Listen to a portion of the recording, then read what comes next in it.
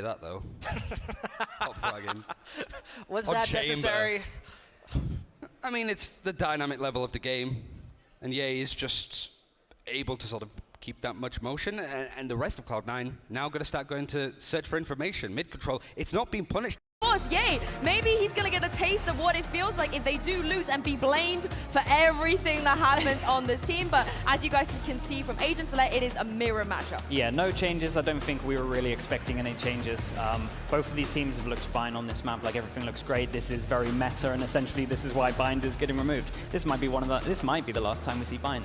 No, don't say that. Come on, I love Bind, and we still have a best of 5. Yeah, we might see it in the best of 5. Yeah, who knows? it's true. Who knows, who knows. But now, I mean, with all of that expectations coming in, is this the same as what you felt like against Liquid? Like, this is a must-win for Crew if they want to 100%. If they want to take this home, it has to start in Bind. They decided to come here out of all of the maps that they could pick. As we said, they got the experience already also on the stage, so if it's not Bind, it's a 2-0.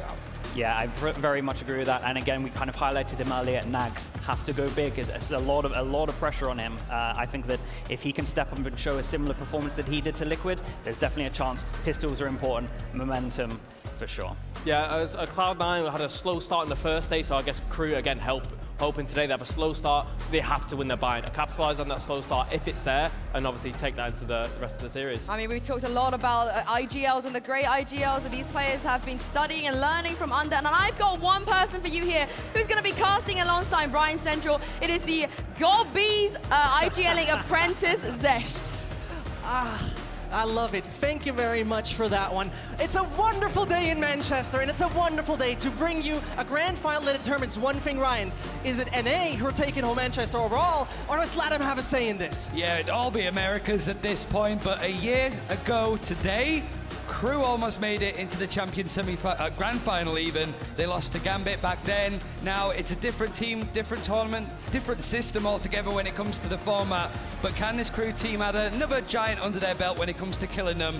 And none other than the biggest giants, I think, of C9 with their new roster. And not only that, right? It was roughly a year ago that Cloud9 last time played over on LAN. So for both of them, it's a bit of a proving ground in that sense. Most importantly, Cloud9 had a few chill days. They didn't need to play on that stage so far. So this is somewhat of a big test for them to show that not only in their gaming rooms they can play well, but also when it comes to the stage. I mean, the pressure that this team is going to have on them overall, right? Just it feels like a football manager's team put together when you've got like Ye, the best player in the world, the best opper. You've got Vanity, who's credited as one of the strongest IGLs in NA. MCE, one of the best coaches in NA in tac shooters overall, right? There's a lot of pedigree going for them, and maybe not for this tournament, but future, no excuses for C9 not to do well. This should be clinical for them. Crew, the desk said it, they need to win this map if they want to sort of get things going in their favor, but they have a lot of comfort on the stage so far. C9, bit of a time to adjust. Yeah, while the vinyl has a little bit of a scratch. I mean, most importantly, one thing the desk talked about, and that we're also once more need to talk about here, same maps basically that we have seen before, right? And for me personally, Kikuka said it quite well, this right here has to be basically the map that works so well for Crew, because that 13-11 versus Focus that Cloud9 had earlier in the group stage also felt like it was way too tight to be comfortable to say like, yeah, we cannot play this against Cloud9.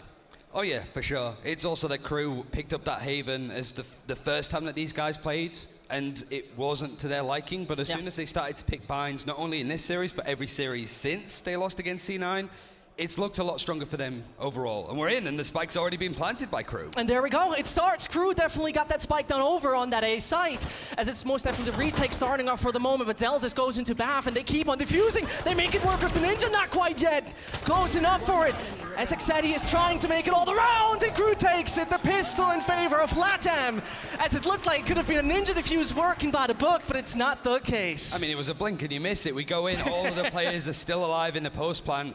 And Crew, one of the things against Liquid that they did so well yesterday is just upping that tempo, being aggressive. For Team Liquid, you've got two stand-ins. That communication, coordination's not going to be up to par. But this is the C9 team that we are going to be seeing next year, at least for the most part. Cooper is here as a sixth, but this is the 5 that really should be in Sao Paulo playing on the stage when we get to it. So this is the team that should really be building that rapport together, and they're going to be ecoing in the second round. And you talk about things that worked well yesterday against Liquid, was also the pistol rounds working quite well for Crew. So this is a great indicator and a great start for them. As for the moment, everything calms down a little bit. On the weapon side, we don't see anything crazy really, but it's going to be a swift push over to the B side. They're already taking it close, but one player that could make a problem would have been Vanity. Nags has actually upgraded all the way to the Vandal as well, so it's a gun that he wants to keep a hold of. If it could be flawless, it'd be a hell of a bonus to go into for round 3. But Zelsis, Ye, Leaf, the last alive, spoke too soon as Leaf tries to peek out and Davies is there to get onto the back of him. Ye's pushing all the way to Elbow to see if he can catch somebody, but Crew are really closing those gaps down. 3 players all watching CT. Not too much happening there, Ryan. It would have been a bit of a surprise, to be honest. Ye still finds one, but the Headhunter, with one more bullet left in the chamber, most literally, shouldn't find too much. Ain't the case, and Crew starts with a 2-0 over here on Bind. And, you know, this has been also a thing in that game versus Focus, right? Where when we talk about Bind in particular, and when we talk about the Cloud9 defending at the beginning side, it didn't look too good, right? They were losing and we're down 0-4. Very uncomfortable. From, like, hearing how Focus did, it seemed that they were in, like, an insane amount of form. And it was the first series, the second map they ever played, like, as a team in an official. So there's always going to be that teething pain at this point. They've also traveled a fair distance, and Focus, you know, playing with nothing to lose at that point. They're in a good run of form. They're gunning for Ascension for next year. And if you go up against a team like that, it's no holds barred. And Zelsis is going to be trying to fight for showers at this point, and Boombot's going to be cleared instantly. And Leaf actually catches Davies early on. Yeah, White swing out of Bath, instant punishment, as though Klaus finds a bit of remedy, as they pretty much made it on the side, even finding Zelsis as well with the snake bite. And so the control over A nearly belongs to them. They still feel a little cautious to not directly get for the spike, but here it comes. As I said, he's carrying it, actually doesn't move for it yet, as Nax wants to punish them further. Klaus falls, but Nax is hunting and gets punished in the end. It's looking good for Cloud9. Only 2 more players stand from Crew, and as they make the decision to dedicate or not, the teleporter would still be an option open. Gets himself to Spectre and sees, most definitely, the barrel of Vanity. Knows where one of the North American players stands, but calms down for the moment. Still 50 seconds that are left on the clock. Still 50 seconds to determine where to go.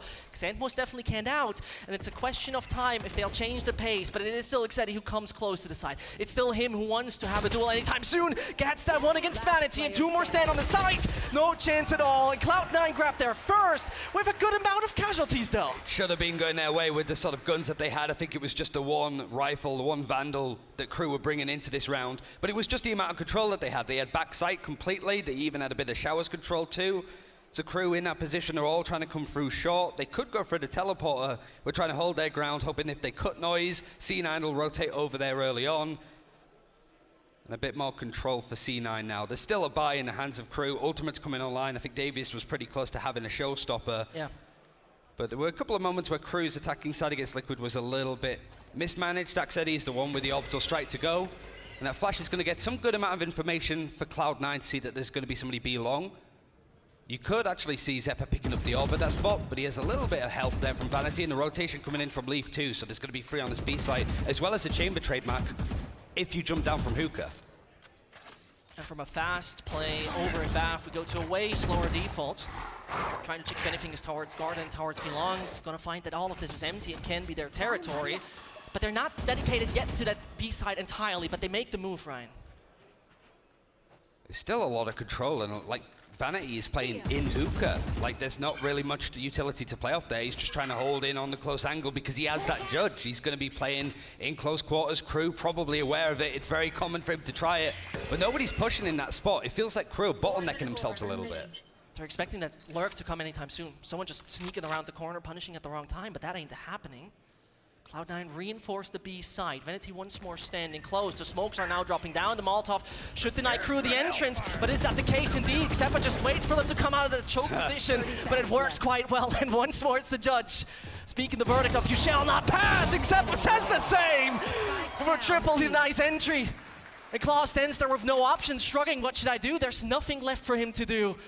Save that weapon if possible, but even that seems near impossible. Waits in the corner, and it seems like time was the only enemy really of Crew in that particularly execute. Yeah, Klaus was more watching to see if any flanks were going to come in, any aggression from Sand, but it was just held carefully from C9. It was also a really nice play. As the execute from Crew was coming in, you saw the Molotov snakebite combo from Vanity and Leaf, and you cannot disrespect that with that element of being vulnerable with a Molotov. Yeah. It'll burn through you quickly, and hell, we even saw Vanity get a kill just with the help of that vulnerable because the Viper got the assist. Crew just leaving it a bit late, trying to push out. Everybody from C9 is prepped, and easy to stop and execute like that if it's coming out of one extremity, and also very easily telegraphed. It's basically a breeze of wind that can get you when you're actually that vulnerable, right? With that judge in particular. But that's a good start from Cloud9, even though, you know, the first 2 rounds have been lost. Yeah, great call in by A. You can definitely see this IGL like, hard at work. I mean, the rotation's been spot on, and the stack is in the right spot here too. It's a pretty awkward buy, only 1 gun save for Davis, and he's going to take it right out of his hands. Again, the focus game, Ye was quite good on the entries as well. I think 5-1 overall. And once more proves that is one of his easiest tasks. You said kind of ironic with the Ye calling. Right? What was the undertone here? I don't know. I guess if there's a time to try out something to get him to maybe communicate a little bit more, it's a great chance to. You never know going into next year. It's typical NA like to keep it close to their chest, but the Viper's Pit's dedicated on the defense. Nags, he was so good with this ultimate to get those openings. This would be a hell of a time to start again. Then it's down to Celsius to find them from the top ground. Ain't happening. Xan makes it a tie, but there's the ult from Leaf. And he shows what he can do. Only Xan to make a change. Even the flash finds him whilst he waits in the smoke. In 35 seconds, it's a miracle that he needs. As Nax hugs every corner closed, looks what he can find. Most definitely the Toxic in front of him will not make it any easier. From 45, he'll go down to 1, and he's looking every single corner. Someone could await him, but there he is. A quad from Leaf that brings it home. And Cloud9 with another one secured. It's looking exactly like the defense they've been looking for. Sure, there have been no real weapons for Crew, but now it matters to find the right adaptation, because when we take a look again at the first buy round Crew had, it felt like once more time was an opponent. Maybe that will be a change now. It felt the same there, even though they're on a bonus. Just they have a plan A and they're not. For bind, it's executes. You've got those teleporters to do something in a whim. Right. Mid-round calls just seem to be non-existent for Crew. Like, we're going to go B, we'll wait until we can still go. They're not trying to rotate or bait away. It feels like Cloud9, if they get a whiff, that's where the attackers are going to be stacking. That's where the execute's going to be coming out. So I want to see a bit more depth from Crew, what they can do on this attack, because they're expecting more rounds like this. So much aggression from Cloud9, and Nax just can't do anything against free players. And suddenly you break the conditioning. When they thought that they're all going to be so passive, Cloud9 does the total opposite. And the entire left side of the map belongs to C9 already. It's such a smart thing, because Crew have been trying to deathball into areas of the map. They're being punished by C9, so they try and default more. And that's the round where C9 try and be a bit aggressive. Nags, because he is defaulting on his own, there's no trade, there's nothing that he can really do. He tries to teleport out and he's unable to. This is also, regardless of how it goes today, the last time we're going to see Ye play on Old Chamber. I don't know how people feel about that in the audience, if that's a good thing or a bad thing, but it's a nice little swan song. You got a point. I'm not a fan of Chamber, but Ye playing Chamber, I think that's my exception. Cryo as well, he's been informed. True. How could I forget? Either way, Spike's not going to hit the ground. So ult comes in, teleporter would be an option, but they're not making that switch, as they're still considering how to take all of that site as best as possible. Going for lamps would be an option. Nope. They still dedicate. They have wall as well as the orb ready, as though the Molotov is a little bit annoying, as Klaus still taps it once. That smoke will go down any second soon. The Xan finds Leaf. It looks good. No, it doesn't. It is Cloud9 who might have just lost the site. Need to retake it, as well as Ye and Xepa right now try to make that one work any second soon. It's 10 more seconds to get the spike down. That most definitely will happen. And with the Seekers, they know, really, it's coming down to the wire. Xepa with one wide swing could make a difference. Ain't happening. Is not the case. Cannot punish him in time. And that is that one whiff you didn't want. Davis has rotated all the way around as well, so there's a bit more support, a bit more of a crossfire. And yeah, he has the operator. It might be still just worth saving, considering the credits aren't that great for him either. Depends if he finds a frag or not. One overstep from Davies. Not a problem really there from Ye. And it's only Xan who can make the difference. He's done the difference from time and time again. Seeing if he finds anything close. The flash is out. He will swing. Finds one. The second as well. The quad saves Crew and brings it back in a tie. There's no early lead for Cloud9. Heroic rounds too. And as C9 was starting to sort of pull away, he seemed to have the better macro style overall. Crew have those flashes. They did against Liquid. They have shown that they are a capable squad. And as the spike was planted, so much pressure on Zand here, but the flash is so good, he has to absolutely drill in and peek wide to get both of them. You can't give players like Ye space there overall. Lovely to see. Lovely to see the mood is up, but what else? It's all about comfortability, right? It's just getting used to this kind of environment, because the next time that they'll be playing in it, they'll be in their own continent, and It's going to be loud no matter what. And once more reminding here, you know, Cloud9, pretty much a year ago that they played online. So that's 1 or 2 days ago, you could say. I mean, for Ye, it feels like okay. every day he was online at that point. So right now, it's a bit of an adjustment. Ye didn't have the money to buy another operator, but the Tour de Force is going to be watching short.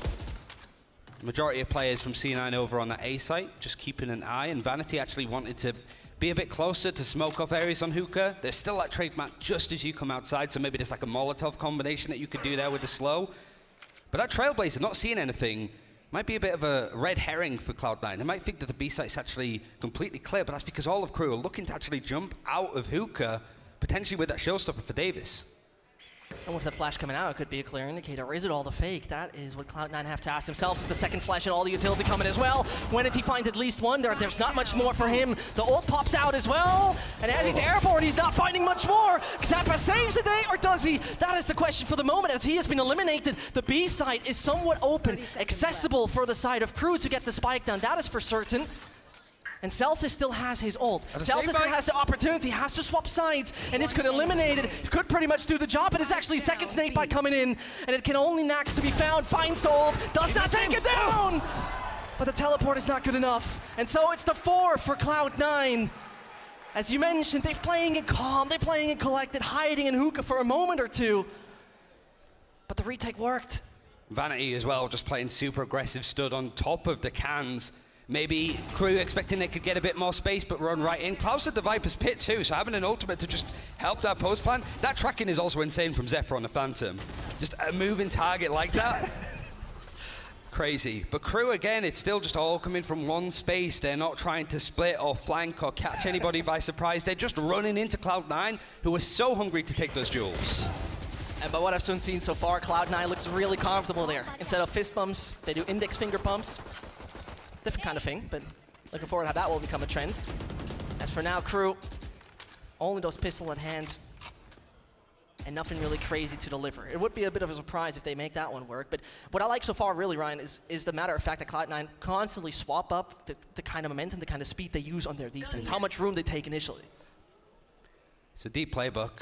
A lot of it is just intuition at this point because this map isn't in the pool for next year, so it is just kind of what you've been able to do on previous squads in the past and how comfortable that's going to be. Leaf, much more standard setup from him with this Viper's wall that's in, but he's not going to put it up. In fact, he wants to try and take these fights potentially, looks away and catches both. Crew's buy isn't that great.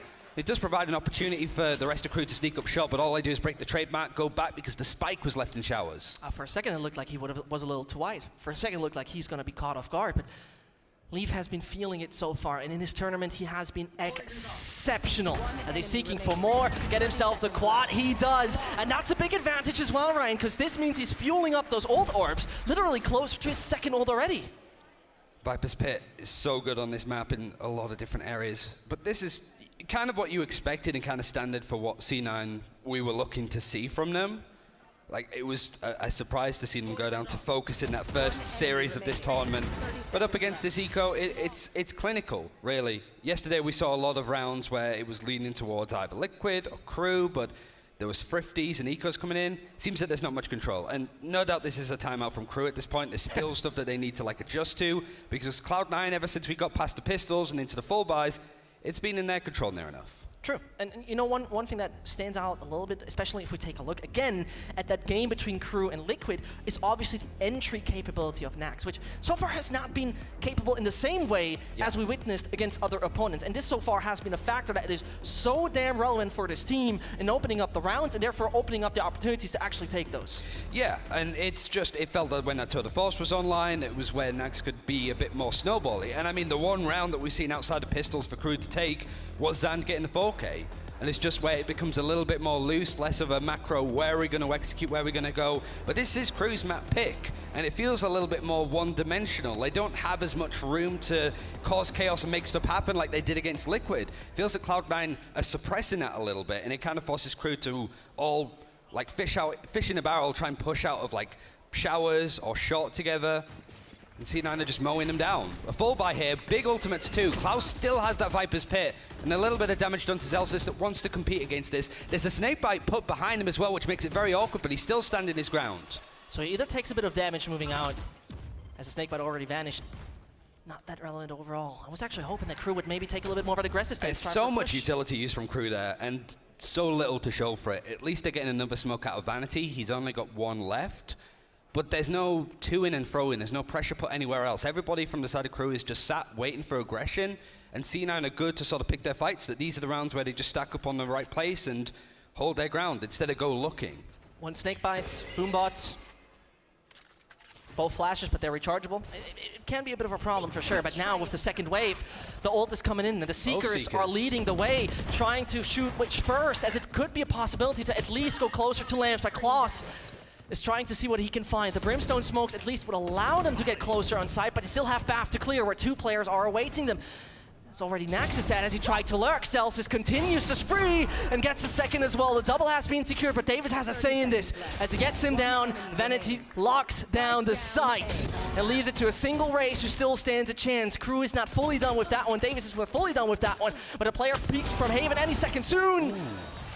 It's gonna be his final blow. That's the 6-3. Cloud9 look quiet. I would actually say really solid so far in this defense. It's just straightforward, just crossfires. I'm gonna play on this spot because they know that Crew spent so much utility trying to get showers and couldn't get much. Vanity feels comfortable that he's not gonna get pushed from here in showers, that it's just gonna be this kind of spot. They can play a little bit wider, and he only sort of peeks out a bit more once Leaf is there from Heaven to try and trade. It's just good fundamentals. Like this kind of, again, feels that you'd wanna see. It's not super flashy, but when you're putting together a squad like this, just start with the basics. This is a funny thing. When I talked to MCE a while ago, he said, we are still working on fundamentals. Even though those are world-class players, I would say, Ryan, it is very important to still work with those fundamentals. And Crew so far, fundamentally speaking, not looking too good in various ways. They just don't have that space, that gap. Now they do. Oh, that's one nasty. of the rounds. This is where Crew can springboard a little bit. I mean, how many times did Nags get a kill just playing out of showers and somebody pushing him? Who could win? A little handheld pistol? Or yay. With the unnerfed tour de force. But it was literally the only time I've seen C9 do that. But now Crew, what are you going to be able to do? There's going to be a Trailblazer used on the defense to get a lot of information, and it doesn't spot anybody on sand. And the A side is reinforced, not B. Next moving across. Not able to actually pick up the operator, just still on that headhunter. He's going to be the one pushing down B-Long, but he's so late. This spot needed to be cleared, and that's a great orbital strike. Oh, but he's getting out. Doesn't even find a kill. Nax actually is not finding anything, and it could be Xepa with low HP, still seeking something, but no chance. As from left and right the players come, it could be the fourth for Crew, as they also put that ult in. Davies finds Leaf, and this means only two more from Cloud9 stand. It should be near impossible, and would be excellent for them. It's chaotic now. The fight's coming in close. It's just going to be Vanity left alive. He doesn't stand a chance at all. Nope. He's at least finding one, but not much more happening. And finally, with even the weapons that were not really going in favor of Crew, they find themselves the fourth. And it started all with an entry on the chamber. Yeah, just sitting and waiting. And C9 probably not going to do that again, right? Certainly, like the thing that they did so well once they actually pushed down B-Long a few rounds ago, like round 3 or round 4, there were 3 players there. Even if one of them went down, there's a trade that can at least come in. Yay, out on his own, gets taken out, nobody's there to try and support him. No gun was picked up, no upgrade was there. But it's an awkward position to be in. Could still be 6-all at the half, which would be great for Crew going on to their defense. But the buys are still available, and Yay has another operator in hand. But the money is pretty awkward on the side of C9, so if they lose here, final round, they won't have much to work with, round 12. At the same time, the good thing is that they have two insanely vital ults, right? They have Brimstone ready to help fire on wherever he wants to. Same goes with Leaf for retake and also for locking down sites. But as we see right now, it's mostly B that right now has been reinforced. There's not much going on A. Now it's going to come in just because there's been so little noise from the side of Crew. Seems that with the smokes coming in, with the Trailblaze potentially or just a flash, it's going to be that as a giveaway. The showstopper is coming through, but C9 have actually made a lot of distance for themselves. All of these angles being cleared, nobody in lamps for C9 because they expected this ultimate to come through. Yeah, how far is he going to go though? Is he going to find anyone? Ain't the case, and Leaf is going for that beautiful lurk, finds Nex.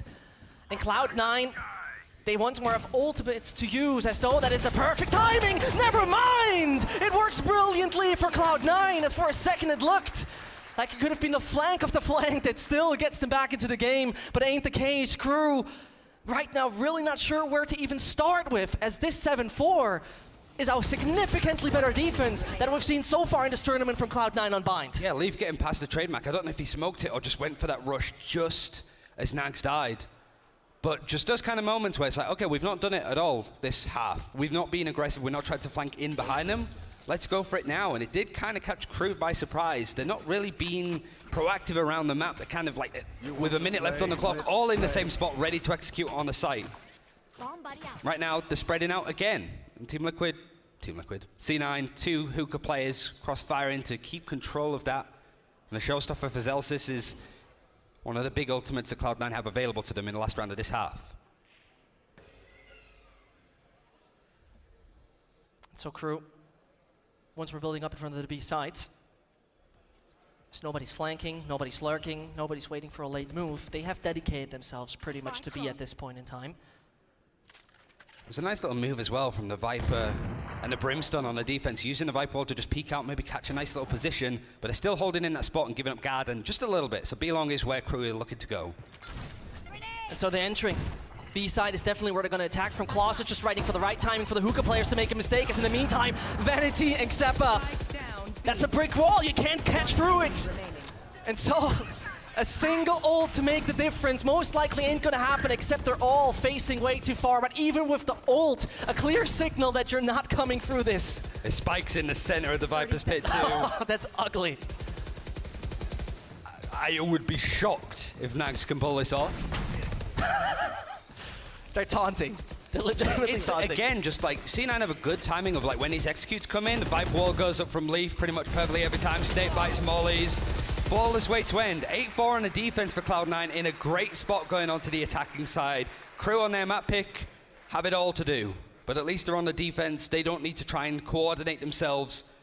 They just need to deal with that oncoming reckoning that is Cloud9 on this attacking side with this squad. You got Leaf on Viper. Leaf is a duelist in his own right, man. Like, it's incredible. These guys can click heads when they need to. You would say, right, you have a Ye on your team, you have a Celsius on your team, right? And who's top fragging? Your Viper player. Not that Leaf is not doing that most of the time, or in this tournament in particular, but he's been exceptional.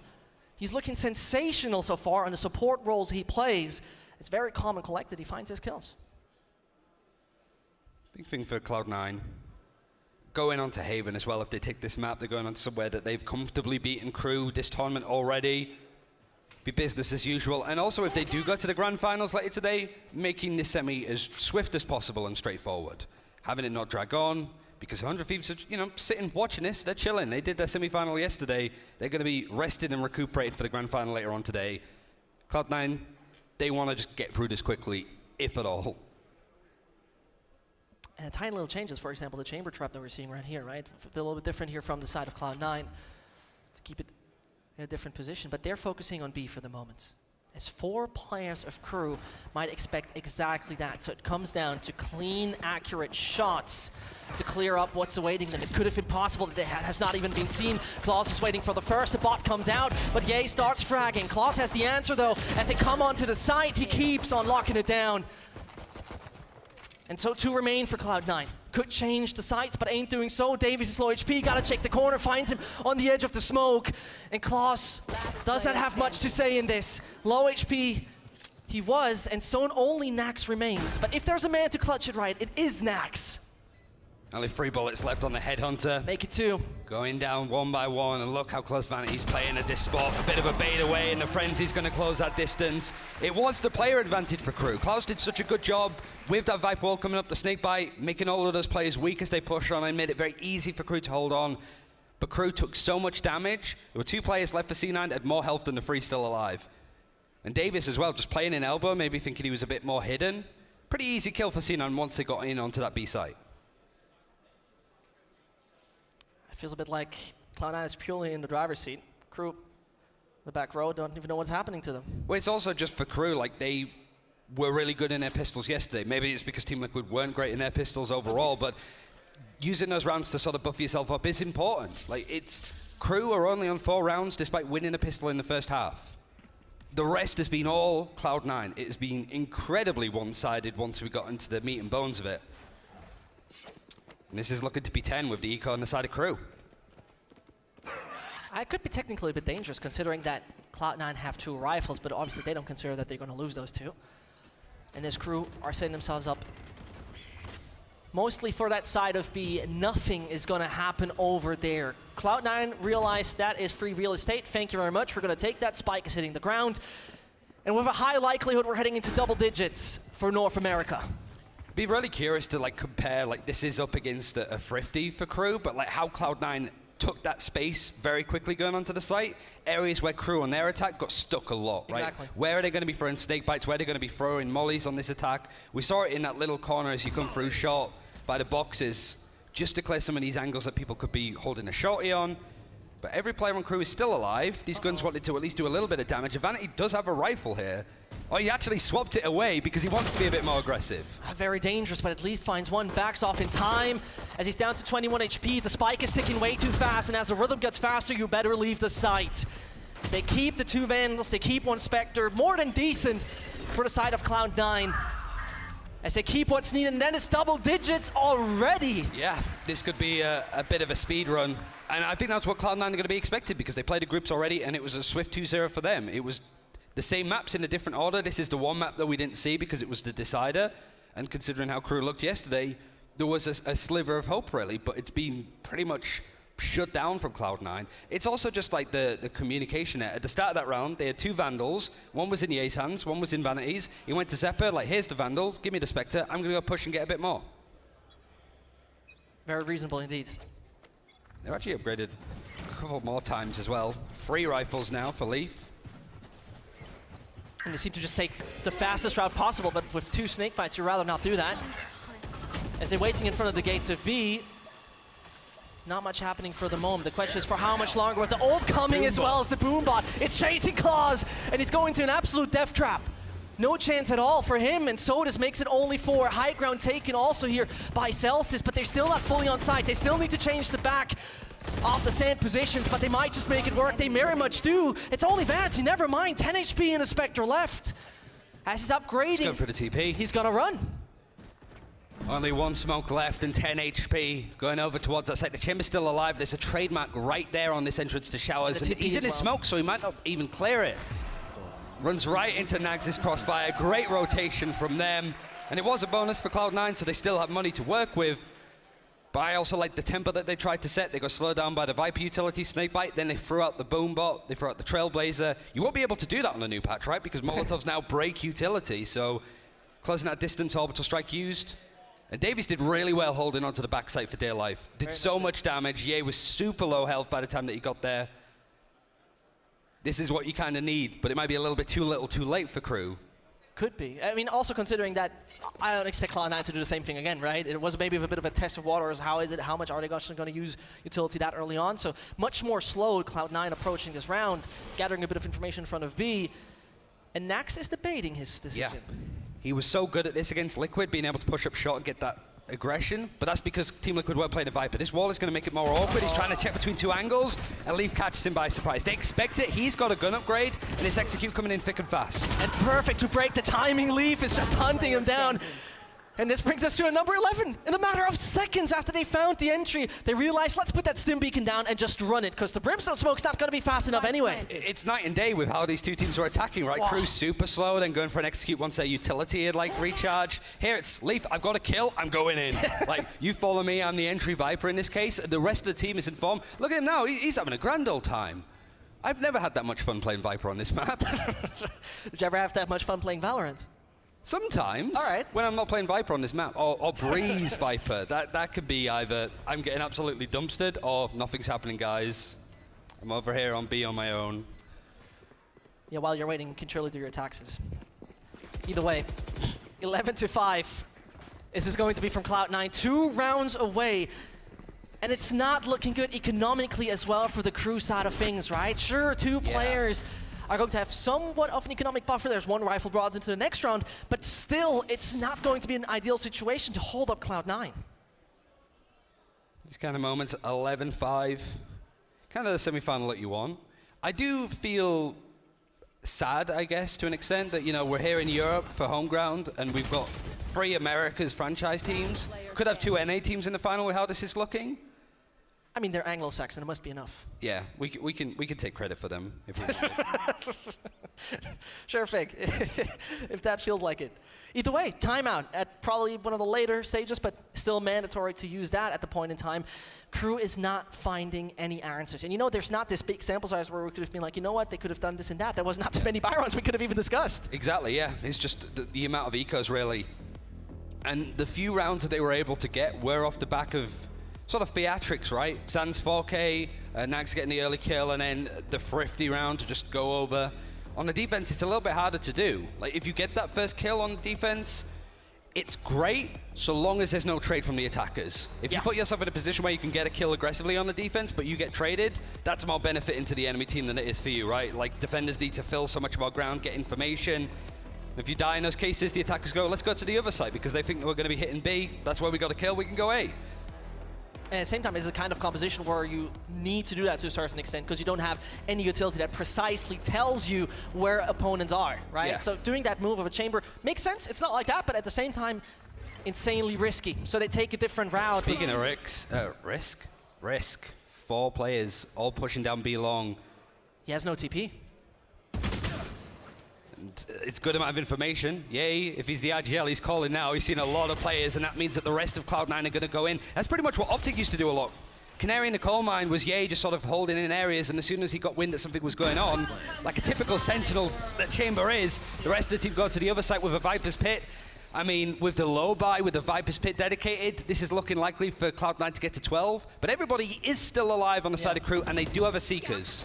They also have the rifle, 1 rifle on Xand. That could just make the difference. Celsius holds a bit of lambs. Xepa knows that he got to really extend in that ult as much as possible as they're coming in. Finds 2, actually 1 for one of the opponents, and the triple is secured. What looked possible for Crew is absolutely undoable for Xand, as he ends up like Swiss cheese with all those bullets flying in his direction. It is number 12, and once more to highlight one thing, Ryan. This is the map pick of Crew. Yeah. This is their best chance, really. The other maps in this, they'd already played against Cloud9, and it didn't go well, especially the next one, Haven, a map that they were picking initially in this tournament, but they lost every single time, so they moved to Bind. Things were looking a little bit better. I mean, the finger fist bumps make a lot of sense when you look at players like Twiston yesterday, who almost broke Bone Cold's wrist with the fist bump because he was so... Excited? Yeah, it was intense. But here for Crew, they do have a full buy and some ultimates to work with, but it doesn't matter if Celsius is going to jump in. No respect. Closes that distance. 5v3 already. They're treating them with contempt, and it seems like that could be pretty much done, but the lurk from Maxetti, could he make the difference? They're all swapping sides. It might not be too relevant as Leave gets him in the end. 2 players remain from Crew. And you gotta perform the impossible. Defender standing in Bath as if they would be attacking. Xepa tries to farm a few more. Celsius is gonna steal it, but Cloud9 take Bind and go 1-0 in that semi-final. One step closer to the grand finals later today, and they want this to be as straightforward as possible. It was not a good start for this team in this tournament, losing to Focus, but ever since they've built up their first time on stage, it's like they never left. No, it pretty much didn't feel like it. You know, some wonky games on the group stage, right? Some seem more scary, some seem more dominant, but that one right here was more than good enough. Bind looked wonderful after the pistol round, and the second also. It looked like it could be a problem, but it wasn't at all. We've already seen Crew, like in this other winter period, heat things up last year at Champions. They were giant killers, they went on miracle runs, but right now it's looking more like a nightmare. Going on to Haven, C9's map pick, it's going to be pretty comfortable for them, but weirder things have happened, certainly when it involves Crew. And that one aspect we talked about that could be a problem for Cloud9 was comfort. But they didn't look uncomfortable at all. It looked like it would be their home ground, most literally. It's comfortable. And just these maps, not quite the Holy Trinity for you, but all these maps in the game, the fundamentals are strong, and people can get excited about Cloud9 again. There's still a long way to go. We still got the grand finals potentially later, but this is a good start for today. It was a magnificent start. We're one step closer to that North American Grand Final that we might get. But we're not done yet, right? We've seen surprises, we've seen upsets so far in this tournament, and it leaves us with the questions if Crew got something prepared for that, because it felt like this would be the perfect map to come up with a surprise, specifically considering the performance previously from Cloud9. Yeah, we got the desk, we got the second map, so Yinsu, the desk, what do you think of that one? Thank you very much, guys. We saw Ye walking off there with MCE as they were going off the stage, probably discussing a lot of tactics. What have you guys made of Ye's debut as IGL here on LAN? Yeah, I think you struggled a little bit. I think it shows, you know, people out there flaming the IGLs for their fragging ability. Put the best player in the world on the role, and obviously he's not the best player in the world anymore. So I think you need to cut some IGLs some slack out there. I'm going to go in and say I didn't see too much change. Obviously, Ye, I felt he was very aggressive, and in terms of firepower, like not his normal self. But I do think, again, it was whitewashed in terms of the game. Vanity was doing a lot of talking and still filling the role of just like having a judge and just like this. So I don't know. It doesn't look like too much has changed. Very vocal, and I honestly didn't see Ye talk that much. So yeah, but the thing is that he was smart enough to have his monitor so close up that we could not see if he was speaking at all. We need the comms. We need the comms. Exactly. So I'm gonna need the camera guy to just go on the side to actually show us if he's given the calls. But no, I think that this was an incredible showing coming off from them, knowing that it's Crew's map pick and the performance that they were having, also shutting down Davis time and time again.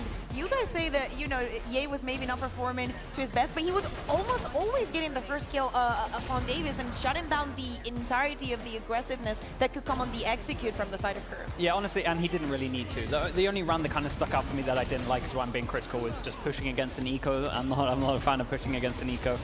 It's kind of the reason why they lost against the eco. But other than that, everyone looked great. I definitely want to shout out Leaf, looked incredible. I earlier was kind of questioning him on Viper.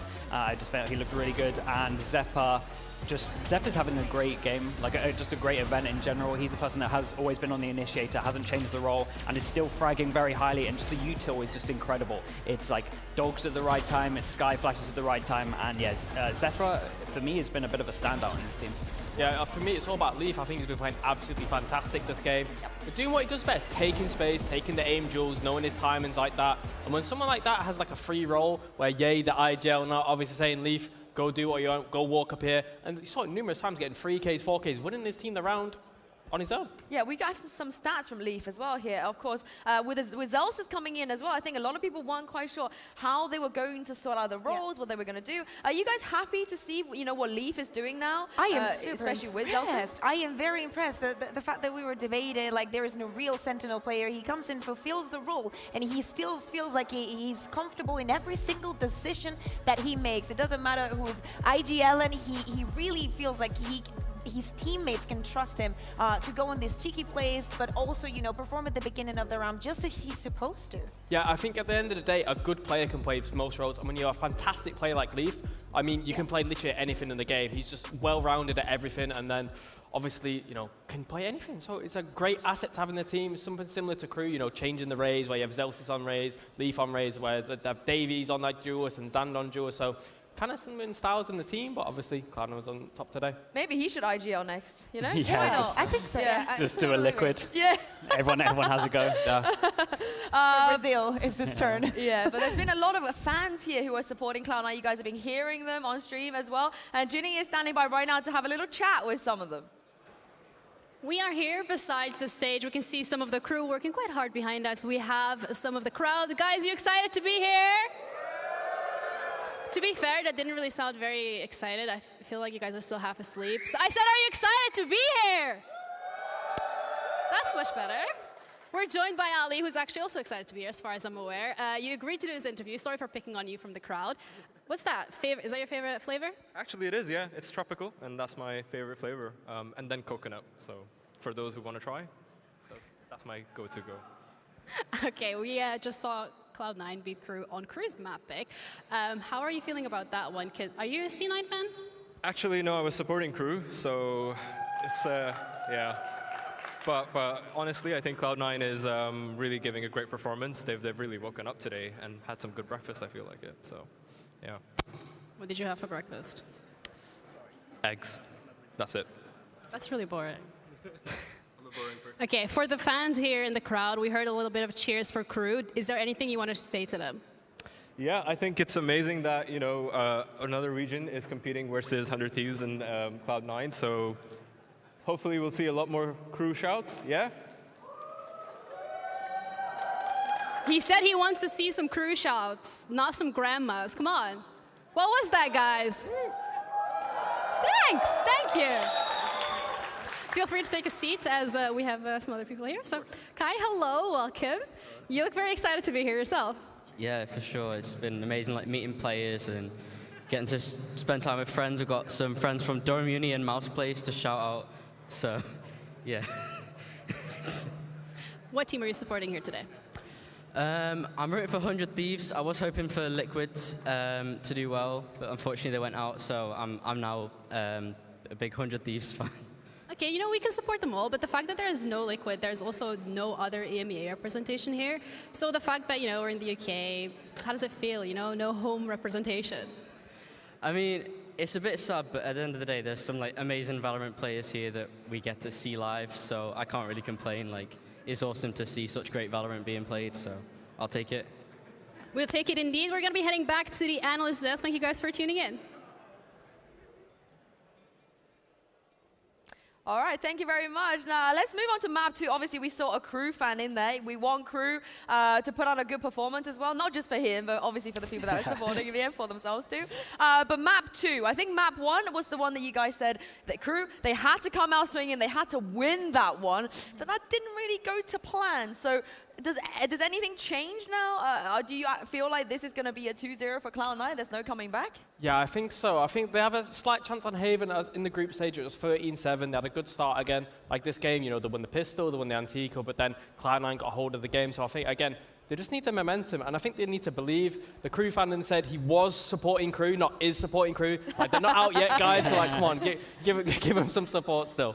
I'm going to completely disagree with you, just because I feel like it, and I think that if you get those 4 or 5 rounds, yeah, I like this. Okay, oh, Adam's catching strays out here. Yeah. It's okay. You know, we love different opinions, but especially if you get those 4 rounds in a row, for example, at the beginning of a map, and you're not able to build onto that, is the gun rounds that you need. Because if the other team is so good at shutting down your momentum, what you need to do is to be able to adapt to someone stepping on your plan and being like, I honestly do not care that you got the pistol and that you got the bonus and you're wrecking my economy in every single way. I do not care.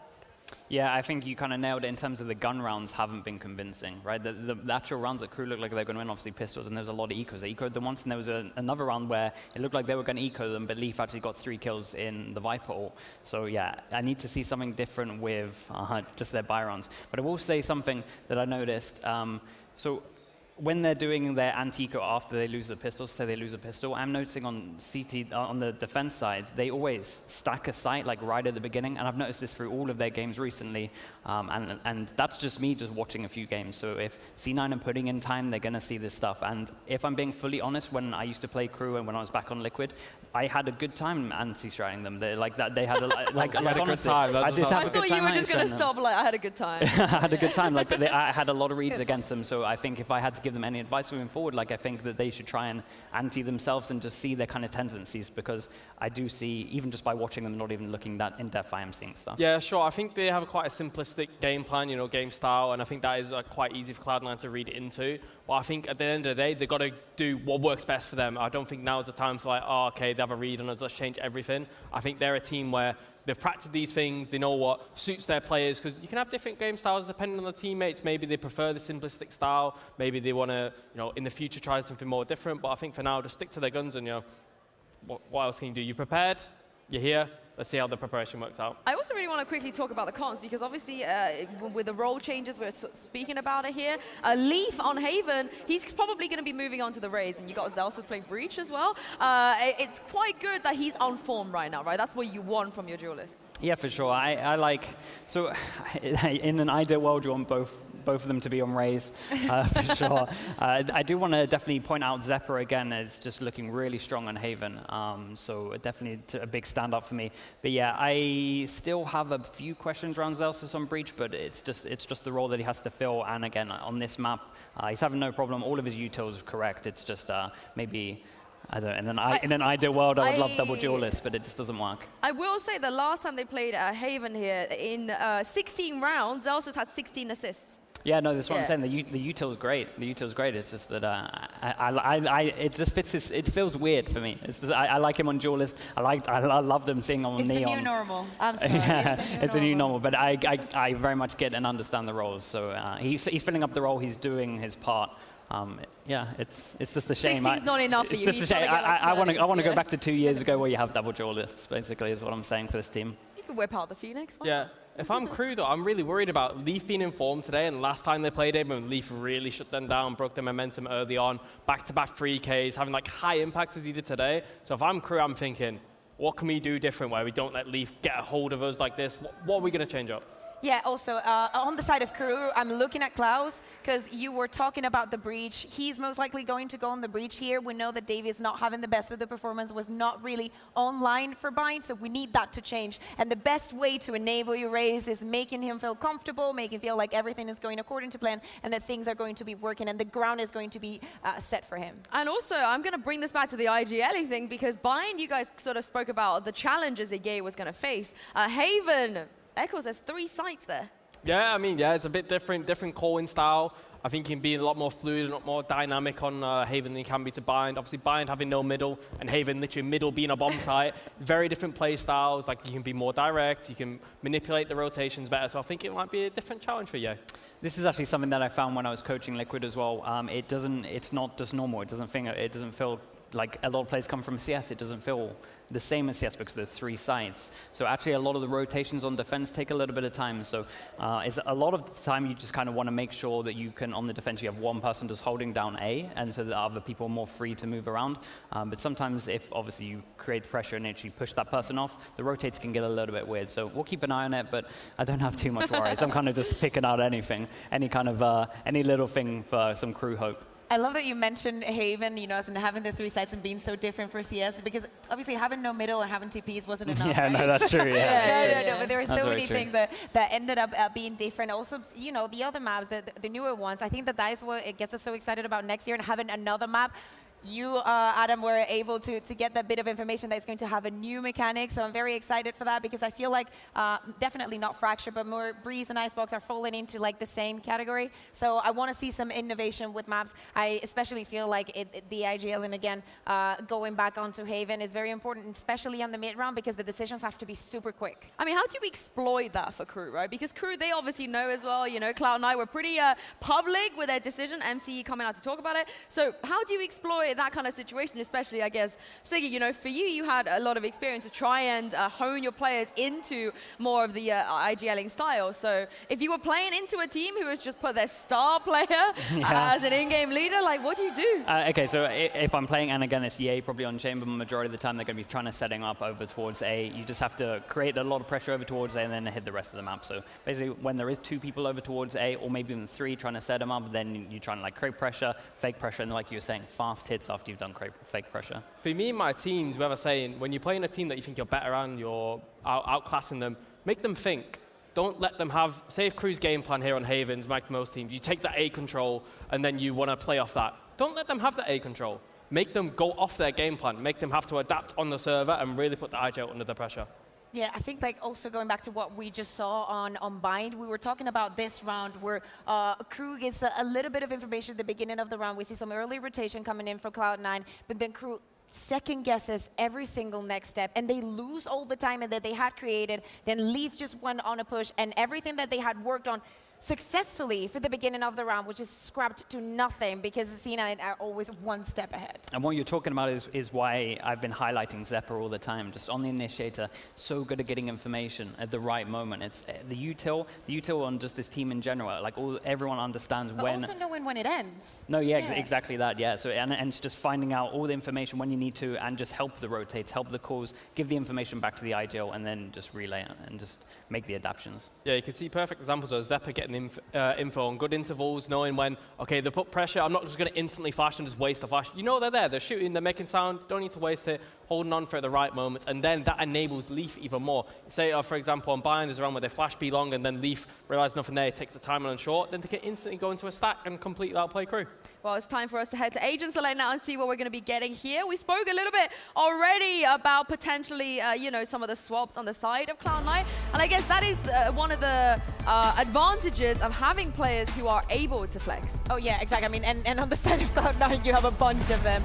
So you're definitely feeling comfortable on that side. You also give everyone the chance to shine on different maps. And funny enough, we expect another mirror comp coming into this Haven, but you know, especially looking at the controllers, I think there's a big difference between Exetti and you know him playing on Brazil. I know that he's always within that top 10 controllers in Brazil. He's going to need to step up his game to match up to Vanity. Yeah, and I'm definitely going to be keeping an eye on, especially on the defense half, both of the chambers, just trying to see aggression over towards short and just see how, basically just the A main aggression in terms of, are they going to try and fight for it early, or are they going to leave it, or are they going to just decide to both fight for it early and then we have some kind of chaos. So I'm kind of interested in that. I think this is one of the maps where when chamber gets nerfed, I think this is like the only map, maybe Fracture, where we might see it in the future. Because it definitely works on this map still. Yeah, I'm interested to see the Leaf and Davies now on the Raze matchup. Obviously before Leaf on the Viper, Davies on the off-roll as well. So it's like, it's going to be different. Different people taking the highlights, you know, taking the main full throat of the duelist role. So it's going to be interesting to see how they match up. Yeah, I'm really excited to see this map. Of course, Crew, their lifeline, their tournament life even is on the line here. They have to win here. Ryan and Desh, do you think they can? Well, I don't really know, to be very honest. What I most definitely know, Ryan, is that I'm super excited to see if Crew themselves are capable of once more coming back on a map that they haven't won against Cloud9, where Cloud9 looked absolutely dominant so far. But they haven't won at all this tournament. True. That's the other one. So, like, I mean, I do want to look at the Vitality one a little bit more. You were sort of part of the initial games on the Friday, right? It did feel that that was a lot closer. It went to overtime. Sand, 32 kills. But it was Davies and Nags that got a lot of those like openings, those first kills. And Zand, we sort of saw it on Bind. I really want to look at him in particular because he's so good at playing off the rest of his team. He was good at it in Furia, he was good at it with Nip. Seems to really fit nicely for Crew overall. But then he's going up in a head-to-head with Fade against Zephyr. Yeah. Writes the book on initiator play sometimes. When KO came out, he was one of the leading ones in North America in the world. His Sky was really good on Bind. Now he's moving to Fade that is still looking to be very popular and very meta on this map. And most importantly, right, you just mentioned Vitality. Cloud9 versus Vitality was a 13-3 for Cloud9. And that was an absolute dominant game without players like Ye even performing. But let's figure out if Cloud9 give us a North American Grand Final or if Crew has something to say in it. As Nax directly starts with an entry, Vanity falls, but there's more to come as Leaf has an answer. On the other side of the map, they already went all the way around, and it's a 2 versus 2, the C site. That most definitely is going to be the goal. Celsius is coming in from behind. You don't expect a player that close. But 18 points of health. Davies was nowhere nearby as well, so the spike's been left on the ground. And Zelsis in this clutch, he's just playing in on C Cubby, not giving up any noise. He's so low health as well, so he just needs to get the right kind of timing. It's all on Davies to find an opening here, and he's not quite sure. Has some information to work with that there were two players sort of trapping him around in C long. But both of them just holding their metal and hoping that the other player makes a play. The thing is, Celsius instantly got to find the frag, because Davies still has a grenade, still has the opportunity. There's a flash and a stun though still. It's true, but then it needs to be a perfect peek. Davies needs to be the one to make a move though, because the spike hasn't been planted.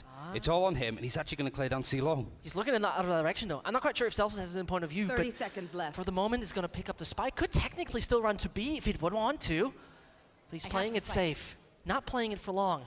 Rather going to the other side of the big box, and with the satchel now hurt, Celsius realizes what's up, and he's sneaking up, tries to see if there's any overswing from the side of Davies, but he's playing it smart, stays back in spawn, knows how many points of health are left on Celsius, and as Davies needs a single bullet in the chest of Celsius, it's pretty much done and dusted, except he finds that one bullet. But here he has the tap heard. Celsius swings wide, knows what's up. 1 point of health. Stun might be at the right time, but the nade should deny it. He needs to move so far back, and there's a single bullet that makes the difference, but he's still not dead. There it goes. Crew starts successful with a pistol. It's just that information from his team that they knew the Celsius was low already. The patience and the composure as that clutch was going on and on. The mind games that were coming in, the second guessing. But Nags, he was punished by this on Bind. Just that aggression does well to sort of back out. And Leaf probably wasn't expecting not only players to be behind him on ceiling, but the spike to also be traversing through there of all places. It's a good pistol from Crew. It's what helped them build up against Liquid. But they even won the pistol first in the last map, and that was one of the few rounds that they were able to get in the end. Went into that one, got a 2-0 start, and we're like, okay, could be quite a competitive match. rotation's already coming in. Vanity's the only one that has a gun that isn't a pistol, that being the Bucky. Just a bit of utility thrown in with the Omen smoke, the boom bot. And we heard the desk talking about the mind games on A. Granted, it is C9 not really working with too much, but the C site completely open. The only one nearby is Ye on that chamber. And even then, he's just checking mid to see if he can catch any late flanks. Right now, it's just try not to give Crew any ult obs, because all of the ultimates on the side of like Crew's team, maybe not Omen, all could be great on an execute. And they need them, I think, to win this map and this series. Absolutely. At the same time, Celsius could be hunting, getting closer to his own ult, but that is a different story. It's bits and pieces like that. Zeppa just sort of realizing where they put trademarks, where you can break them, how they can exploit that going on. But they're all on long, and that smoke might not make it too easy. Sure, they can spray through it. It's not like that.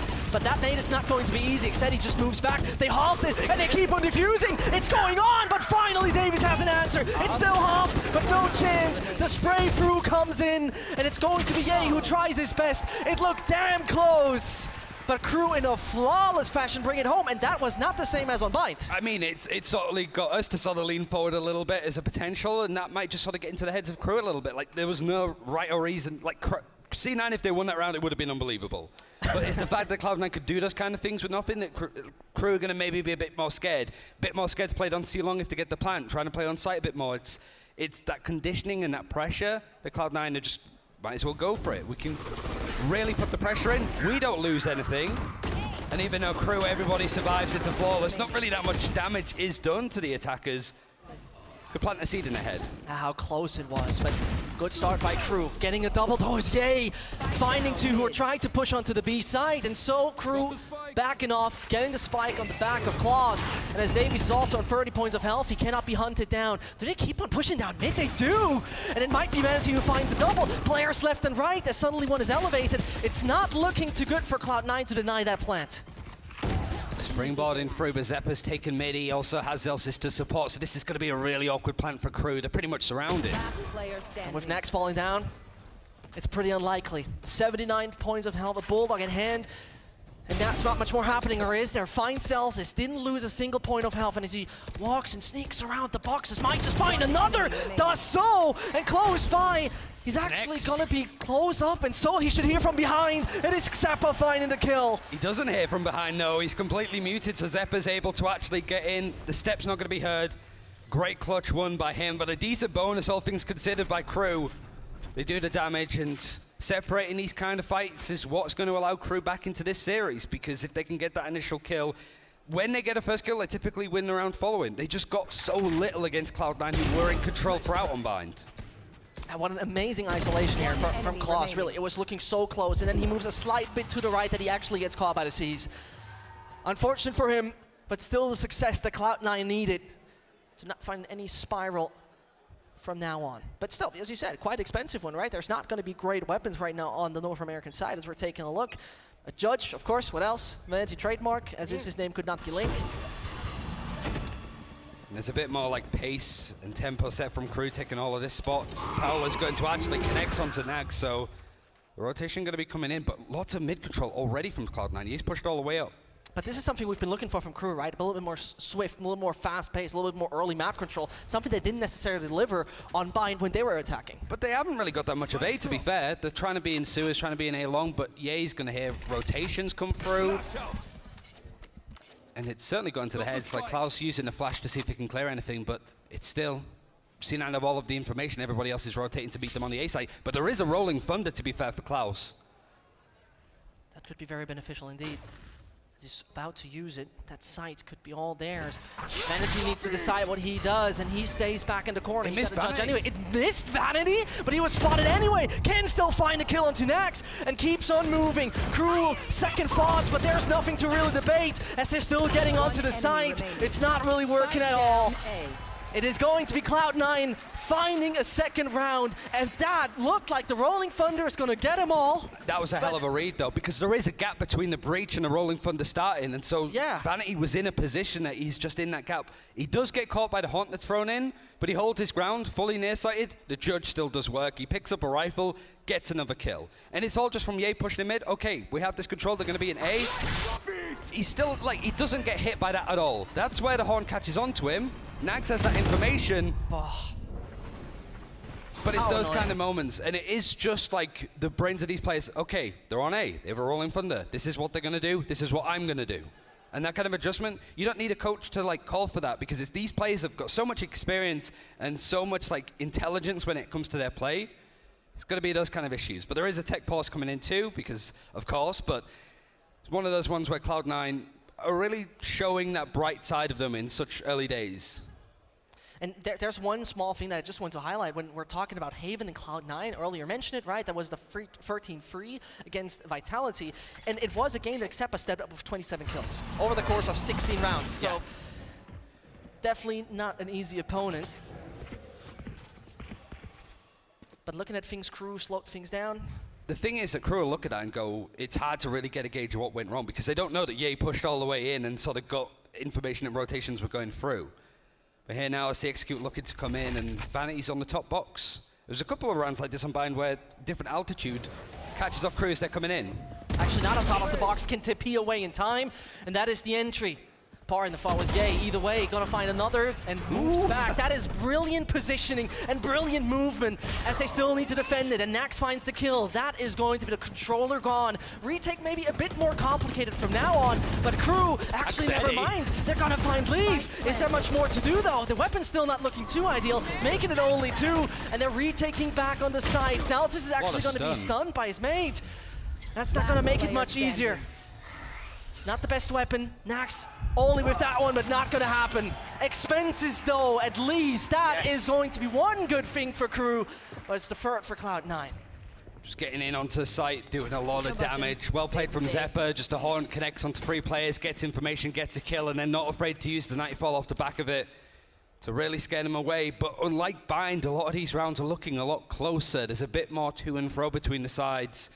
It isn't just Crew sort of being locked in a position and just struggling to get out of the gates. Now it's coming down to just individual moments, which is what you kind of want to see from both sides. On a stage, getting used to this is so important. And thankfully, it's the last kind of day that we'll see, like, Ye being able to just TP out like that, right? I mean, technically could do it with the new one if I'm not totally wrong. The range should be good enough, but not the same safety. Yeah. Either way, Crew getting the weapons they want. Nax on an operator. Still waiting. And he's just waiting for the flank. The rest of the team trying to find a bit more in front of A for the moment. And Cloud9 this time around, no mid control they're seeking. And now it's just holding on to the extremities. They do have that trademark on B. Rolling Thunder too, so they could always just play for a retake on whatever site. In fact, they've used, C9 have used so little utility at this point. Crew, we saw it on Bind a little bit too, just lots of util used in the first like intervals to try and clear this. Some of it's not going to recharge. And Xedi in a nice spot on sewers if you can catch like a flank or a rotate. But there's still 2 players on C9 playing from sewers watching it. And it seems for a little bit like they're trying to bait that go over Garage. Well, a total different indication is happening. Celsius is already moving, but it's a matter of time maybe until they change sites. Well, it's like for Crew, they want to see if there's a trademark in Garage, break that, really put C9 on the back foot, but nothing's been broken. There's still a lot of control for Cloud9, and all of this is going to be heard. Ye's been here throughout, and he's on another angle that might not be cleared properly by Crew. And so it's 30 seconds to make that execute work. A lot of utility that still could be used by Cloud9. The flash coming in, as well as the Hansi seeking a little bit more. Gets out of it. But it might be just the control they're looking for. But look at that. They're going to be all thrown back. The Rolling Thunder working brilliantly. And goodness, that is Celsius even finding the kill. And so it comes there from above as Nax still seeks for more. 10 seconds, and the spike is unretrievable. No chance at all. High-cost rounds. This is a thing that's different to Bind, but at the end of the day, the result is the same. Cloud9 are winning those. It's just so little, like, much of a gap for Crew to actually push in. But C9, they're all in the right place at the right time. Crew in a good position. The haunts are actually coming through from Xander, connecting onto great people. It puts Ye in a bad spot. He's able to, like, TP out. And there's some kills that the attackers are able to get. But just look at the rotation sort of coming through. This smoke just drops at the worst possible time. And Ye's able to get 2 kills a second after Axedi's smoke drops. He's too busy with the paranoia throwing it on shot. And it's just those kind of moments that you give an inch, they take a mile. C9, 4-2 up. And this is a usual side, right? Ye top fragging is, throughout this tournament, not necessarily the most usual side, but most of the time when you think about it, that would be something you would definitely consider. Not many IGLs can say that, though. Top fragging. Was On that chamber. necessary? I mean, it's the dynamic level of the game. And yeah, he's just able to sort of keep that much motion. And the rest of Cloud9 now going to start going to search for information. Mid-control, it's not being punished. It's not even been spotted by Crew. They're all going down right into the trap of C9. And if he's contacting like that, free frag for Ye, finds one, Xand is down, and as they're trying to attack the C site, it seems like they're going to be stopped once more. Man disadvantage for the Crew side is not going to make it any easier to finalize this, but they're still getting the spike down. That is for certain. They're flanking all the way through. There's a showstopper. Oh, that's ugly. Spike's not even going down. This is even worse. And as they're trying to retrieve it again, in which direction is safety? Crew doesn't even know. The explosives are landing on the site. And as they try to punish Xand, no, it's going to be more than enough. Cloud9 with the 5th, and that teleport looked like it could have been a difference. But there it goes. Should be still a full buy available now for Crew. They had like 1.2k left.